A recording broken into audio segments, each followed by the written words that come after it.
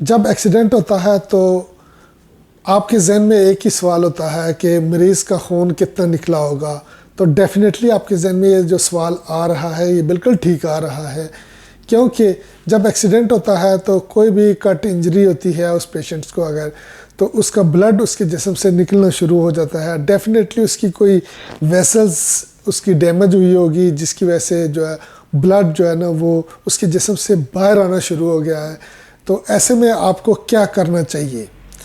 ये आज का मेडिकल व्लॉग जो है वो मेडिकल प्रोफेशनल्स के लिए भी है और आम जनरल पब्लिक के लिए भी बड़ा हेल्पफुल होगा।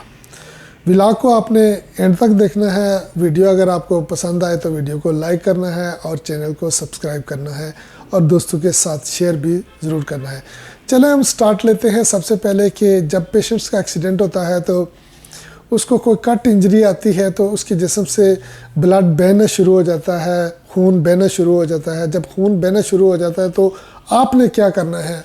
आपने फौरी तौर पर उस साइट को, उस एरिया को जहाँ से ब्लीडिंग हो रही है या जहाँ से ऊजिंग हो रही है, तो वहाँ पर आपने प्रेशर ड्रेसिंग करनी है। प्रेशर ड्रेसिंग आपके पास शायद उस वक्त अवेलेबल ना हो तो आप ज़रूरी नहीं है कि कोई आपने स्टरलाइज ड्रेसिंग ही ढूंढनी है या आपके पास कोई मेडिकल किट ही पड़ी हुई है तो आपने ये काम करना है। नहीं, आपने जो भी अवेलेबल क्लॉथ होगा, जो भी अवेलेबल चीज़ होगी, उसके साथ आपने पेशेंट्स को जहाँ से ब्लीडिंग हो रही है वहाँ से आपने प्रेस कर देना है। वहाँ आप प्रेस करेंगे, वहाँ पेशेंट्स का जो क्लॉटिंग फैक्टर है वो वहाँ उसको वो क्लॉट करके तो उस ब्लीडिंग को रोक देगा।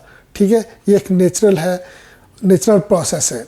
लेकिन अगर ब्लीडिंग ज़्यादा हो रही है, आपका वो वाला कपड़ा या वो वाली ड्रेसिंग वेट हो गई है, तो आपने उसको उठाना नहीं है, उसी के ऊपर उतना ही और कपड़ा रखना है। यानी कि जितना कपड़ा आपने पहले रखा हुआ था, जितनी ड्रेसिंग आपने पहले रखी हुई थी, उसी के ऊपर आपने उस जितनी ही ड्रेसिंग करनी है और उसको भी प्रेस करके रखना है ताकि ब्लीडिंग कंट्रोल हो जाए।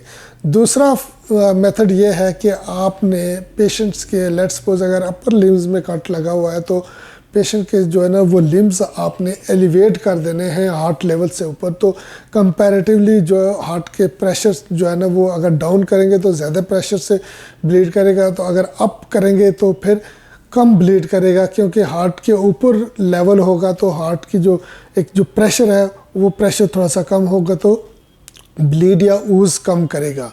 तो ये मेथड है। तीसरा तरीकाकार ये है कि आपने याद रखना है इस सारे सिनेरियो में सबसे पहले एम्बुलेंस को कॉल करना है, 1122 को कॉल करना है। ये सारा काम करने से पहले जो है ना वो आपने एम्बुलेंस को कॉल करना है ताकि एम्बुलेंस इतने में आ जाए। तो आप फर्स्ट एड दे रहे हैं पेशेंट्स को और एम्बुलेंस आकर आपको टेक ओवर करे और जो स्पेशलाइज्ड या हेल्थ केयर प्रोवाइडर्स हैं वो आकर पेशेंट को टेक ओवर कर लेंगे इतने में। हाँ, तीसरी बात यह है कि अगर किसी पेशेंट को कोई नोकदार, कोई चाकू, कोई छुरी या कोई शीशे का टुकड़ा अगर उसके जिस्म में इंसर्ट हुआ है तो आपने उसको पुल आउट नहीं करना है। आपने पुल आउट बिल्कुल भी नहीं करना है, बल्कि एक क्लीन या साफ़ कपड़ा लेकर उसके जो साइड से ऊजिंग हो रही है, साइड से ब्लीडिंग हो रही है, वहाँ आपने दबा कर रखना है।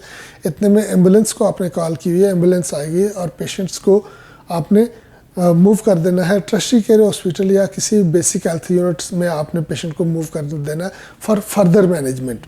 तो ये तरीकाकार है।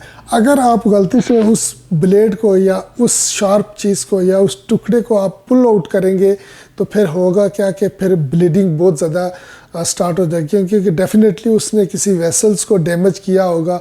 अगर उसने किसी वेसल्स को डैमेज किया हुआ है तो फिर आप जो ही पुल आउट करेंगे उसको तो ब्लीडिंग, मैसिव ब्लीड की तरफ पेशेंट चला जाएगा और पेशेंट की फिर जान जा सकती है। इसलिए इसकी फ़र्स्ट एड मैनेजमेंट यही है कि आपने पेशेंट्स को प्रेशर ड्रेसिंग देनी है जब पेशेंट का खून बह रहा हो ड्यूरिंग किसी भी इंसिडेंट या किसी भी एक्सीडेंट के दौरान। जब पेशेंट को ब्लीडिंग हो रही होती है तो आपने पहले एम्बुलेंस को कॉल करना है और फिर आपने पेशेंट को प्रेशर ड्रेसिंग देनी है। ठीक है, आई होप कि आपको ये मेरा व्लॉग पसंद आया होगा। अगर व्लॉग आपको अच्छा लगा है तो वीडियो को लाइक करें और चैनल को सब्सक्राइब करें और दोस्तों के साथ शेयर करें। अपना बहुत ज़्यादा ख्याल रखिएगा। With tons of love. अल्लाह हाफिज़।